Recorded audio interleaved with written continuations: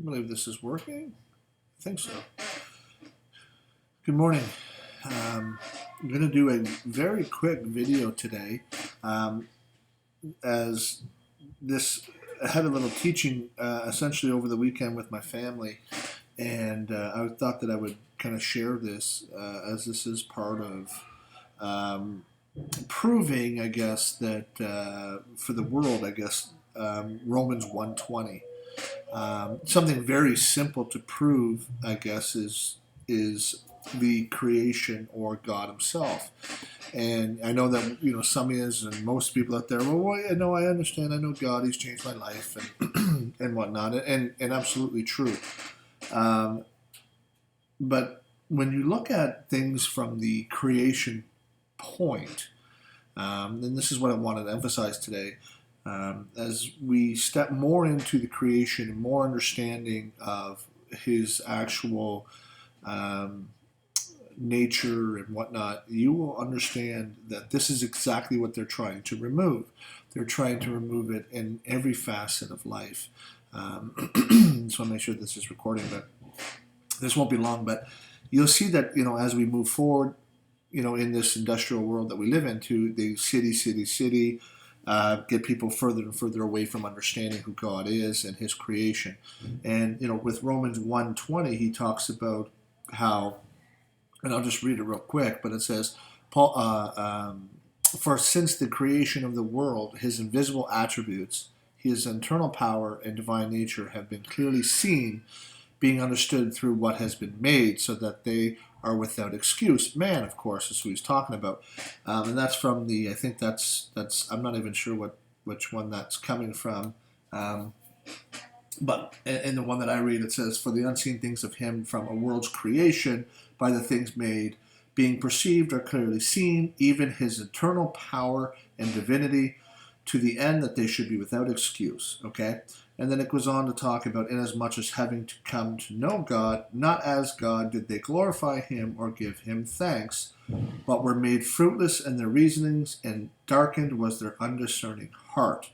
Okay, professing to be wise, they were made foolish. Okay, um, this is very simple, a very, very simple, in regards to His creation. And have been spending a lot of time in His creation, and I think that this has been more of a testing, or more of a fuller knowledge for myself, as we continue down this road of devices and more and more digital age that we're living in, and it's coming closer and closer to the end for many people like myself that will not partake in the full digital system. Unfortunately, we work and we have to do things, as we all know, but it's coming close to this point.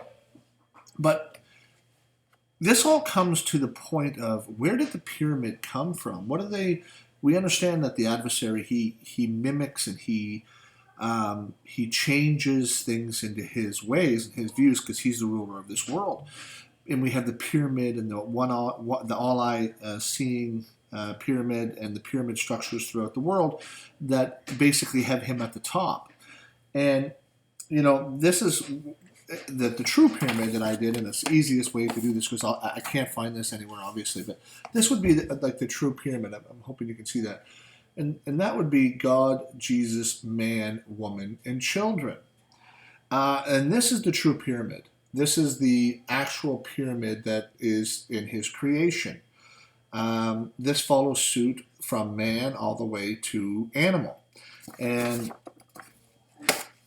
it's all about obedience and disobedience, right? And it's all about the simplicity of His creation and what would happen in His creation if obedience was broken. And let me give you a quick example of this. I don't want to make this a long video. But you have God, okay, who's the Father, and then you have Jesus, who is the Son, and in the flesh, that is. And you have Him being told many times in the gospel that He was sent, He was sent, He was sent, meaning that He was told and that He had to obey. And of course, Jesus' teachings is all about obeying. And if you must do His words to be part of His body, and not just you know reading the Word. You have to do it, right? That's what distinguishes between a son and not a son. So if Jesus didn't obey, okay, we're talking about the creation here. I'm going to go through this real quickly. If he didn't obey when he was told to come, then we wouldn't be here, right? Everything would be completely destroyed. We wouldn't have a way back to Father, and we wouldn't be able to be reconciled and redeemed, and therefore the creation would have been burnt up. I'm assuming there would be no way back, I guess. And then you have man underneath, and then you could put angels in there or energy light. You can put them in there as well. They follow. And then you have women, and then you have the children. And this is the true pyramid. And how does this prove 120? Or how does this, where am I going with this in regards to the creation? So in the creation, you have a male or female animal, and then you would have the children of that bond, okay? And man has created devices and things to replace the mother and replace essentially the father in this whole artificial insemination, formulas, etc., etc. But when we hold true to this pyramid as an example, okay, so it's all about obeying, and of course Jesus obeyed, and when you're being built back up into a relationship, obviously we know that Adam through Eve disobeyed and broke that relationship, and then it was restored through Christ. But the whole new creature, the whole new made new, is about obeying, obedience, and then being able to come back to the Father. And you have to go through who? Well, of course you have to go through Jesus. And so this pyramid that I showed is the true pyramid. Now, this pyramid also, which is what I'm going to show you, which is the same thing here, which is the animals. Okay, it's the same pyramid. You got a male, which is the father, you got the female, the mother, and you got the children, which is the children. So, in the wild, okay, without man's interference, without it at all, if you have any animal at all in this entire existence, okay, any wild animal at all, when the child is born, whatever species it is, when the baby is born, okay, if the mother walks away, the baby's dead. It's completely dead. There's no saving that baby because it needs nutrition. It needs milk, okay? The baby needs to go through the mother, and the mother provides milk for it to what? Live. So that holds true for every single one of the animals, mammals, anything that is created by God in this world.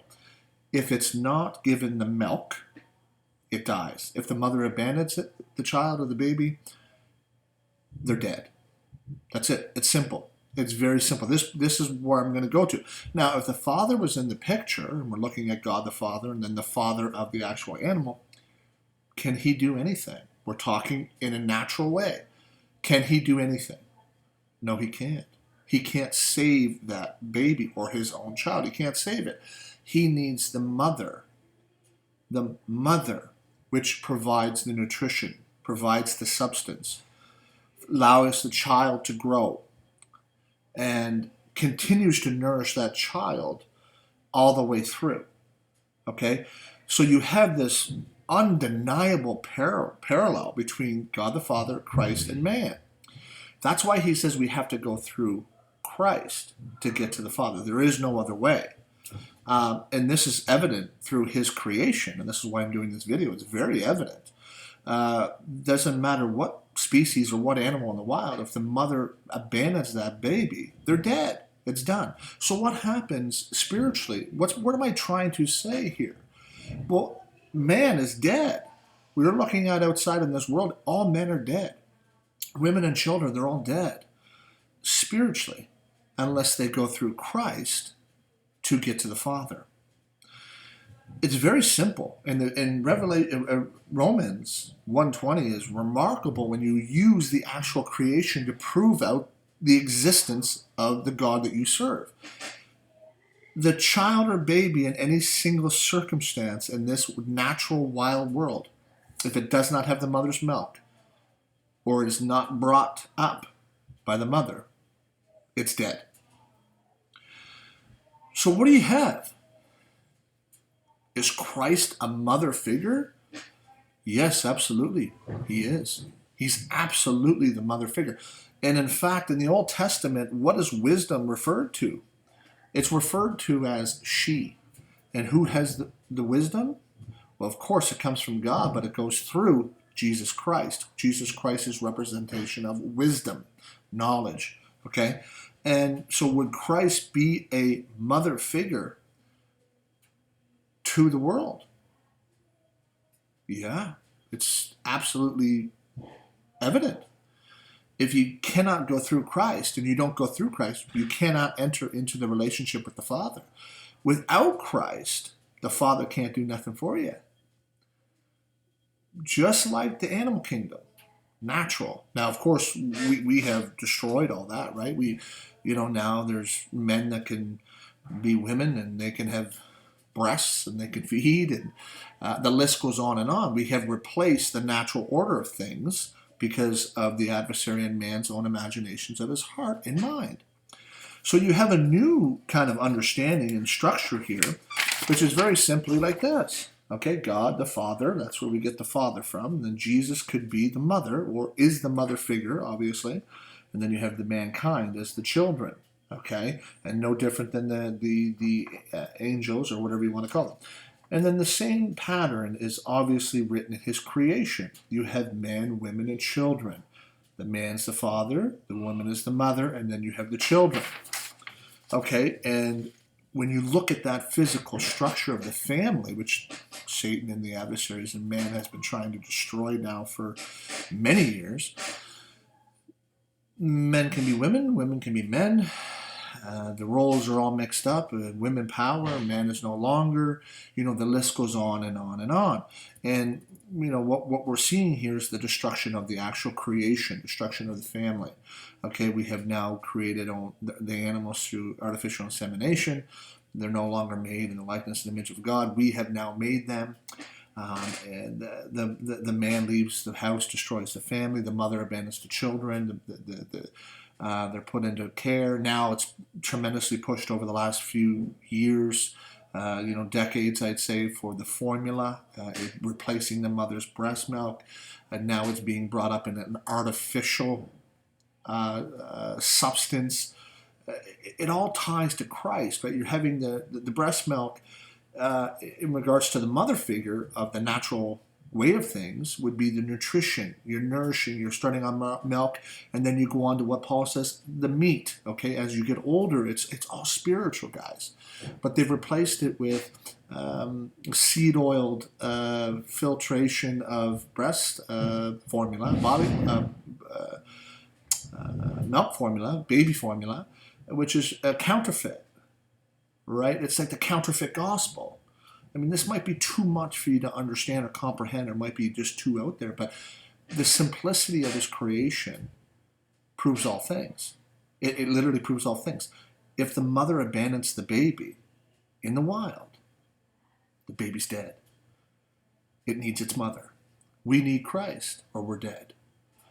So I thought that was a very simple understanding in showing Romans 1:20, that they're really trying to push us away from. Get into the devices, get into the whole technology, the whole digital age, get into all that stuff. Don't even worry about the natural world, the natural creation that he has created that is living and that is true. Even the coloring books that we get sometimes for our children of wild animals and farm animals and stuff like that they enjoy coloring, they have, and I believe personally, this is my personal belief, I believe they have corrupted the animal itself to make it look like a Disney fairyland. You'll have animals that don't have the proper hoofs. You'll have animals with not the proper eyes, not the proper bodily formations.